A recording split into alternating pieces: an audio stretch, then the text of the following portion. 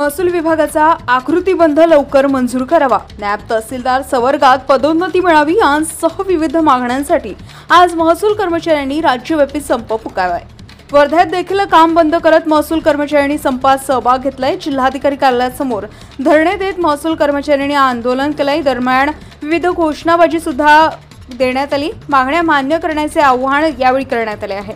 मागण्या मान्य न झाल्यास यापुढे राज्यभर तीव्र आंदोलन करण्याचा इशारा देण्यात आलाय।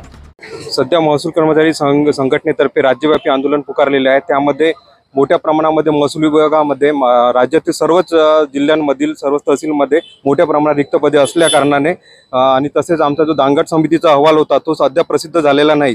त्या मागण्याकरिता आणि महसूल सहाय्यक यांचे ग्रेड वेतन 1900 वरून 2400 करणे या प्रमुख मागण्या आमच्या असून राज्यामधील सर्वच तहसील जिल्हा यामध्ये सर्व महसूल कर्मचारी हे संपामध्ये सहभागी असून वर्धा जिल्ह्यातील सर्वच 8 तहसीलमधील कर्मचारी हे संपामध्ये सहभागी आहेत। प्रमुख मागण्यामध्ये आमची सर्वात महत्त्वाची मागणी म्हणजे लवकरात लवकर पदभरतीची प्रक्रिया राबवून रिक्त पदे भरण्यात यावीत, तसेच दांगट समितीचा अहवाल हा प्रसिद्ध करण्यात यावा।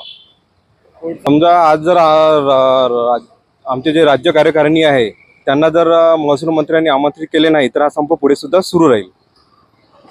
आमची पहिली स्टेप होती म्हणजे काळी फीत लावून पहिलं होतं, त्याच्यानंतर लेखणी बंद केलं आम्ही आणि आज आम्ही संपूर्णपणे काम बंद आंदोलन पुकारलेलं आहे।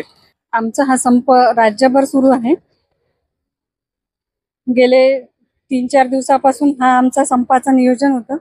पहिल्या दिवशी आम्ही काळी फीत लावून काम केलं, दुसऱ्या दिवशी निदर्शन होते, तिसऱ्या दिवशी लेखणी बंद केलं आणि 15 पासून राज्यभर बेमुदत संपाचं आम्ही आयोजन केलेलं आहे आणि राज्यातले 20 ते 30 जिल्हे एकत्र येऊन हा संप करत आहेत।